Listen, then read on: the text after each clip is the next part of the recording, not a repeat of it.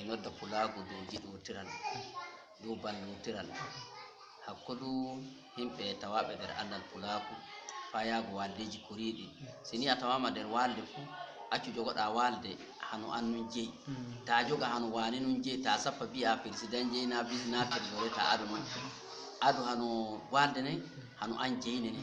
gam ta wi a daran hano goɗɗo jeyi fu a gollata amma ta adi annun jeyi fu a golla kanjum waɗi mi nodda tawaɓe nder baale walde fu tawa e hani yimɓe mayre ummo daro to daru wi amma mburu tan nun gollata kuwa ummo walla gam to walde waroyi naati golle fa golli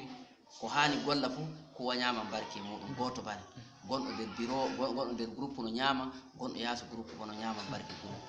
to gam majjum waɗi kanjum waɗi e hani kono dami pulaku yago meɗen accen bittinen hakkilloji meɗen e majjum durumen ɗo kayno watto ko pulaku meɗen bajuɗen ɗum waɗa hakkillo faama gam zaman ko gonɗen oɗo hana tawe eɗen jeeɓi koye meɗen woɗi sanne alaji ɗi baba ceeɗe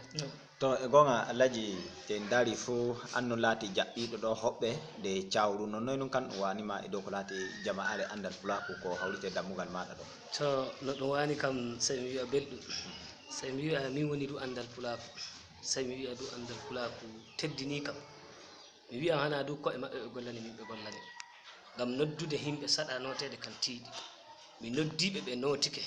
seɗɗa ko ɓeydanmi e no wawi latade hana kan ƴamuɗo ko amma mi ɓeydan e dow torraji ɗi gonɗen ko elanmi andal pulaku saabi Allah sakiraɓe jogomo woɗa andal pulaku eɗen jiɗi ɗum amma si en ballata ɗum fu en jiɗa ɗum gam hande eɗen godi nokkuji kewɗe ɗe kanɗen jehen ɗum sakira emen keeɓi torraji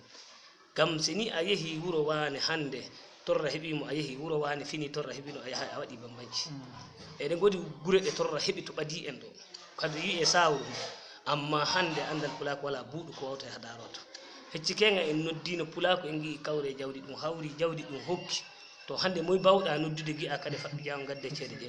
nalledu miɗo ɗon walla nokkuje himɓe ɗon no balla nokkuje ɗo hande sawru fini nder wuro an noon ɗo wonto torra ka ɗo heeɓi fulɓe ɓeɗo amma noy bawanmi mi waɗa mi sai mi wawa mi itta jawdi am mi yaha do inde andal pulaku na mi yaha mi deƴƴita gan jawdi wala na mi soɓɓoto mi eela himɓe ga Allah umme ballen kadi jaare ene sakira fulɓe si en balli oɗo hande jaamu en balla fu en gaɗi bambanci en bawta tabade do eɗen balla himɓe fu en desay denne gam majjum miɗo nodda pulaku anduɗo no yiɗi andal pulaku saabi Allah o walla o wallira jawdi anduɗo no yiɗi andal pulaku o wallira ɓerde makko e jungo makko e koyngal makko e hunduko makko ɗum en fu eɗen andi ɗum dem belɗum no min ka yettortan mbawmi yettude on lamɗo subhanahu wa taala Allah yoɓu on warɓe he jooɗiɓe to du'i fu ɓe yetta ɗum wallahi weltare tan min ka gondumi hande kadi wala fof ko mbawmi yiɗi sana mi yetti pulaku Allah barkin no alaji ɗi baba ceeɗe wi weltare moye fof mi yii yiili hoore hane wiugo gonga non do ɗum woniri minon min gari min jetti Allah Allah du yara annal pulaku international catal leydi Benin yeeso Allah du yara jingire meɗen e waldeje meɗen pulaku ko diɗa tawaɗe nder leydi Benin fof yeeso Gomji Abdoullahi Hamadi Adamu Illa Cawru emin jetta on sanne assalamu aleykum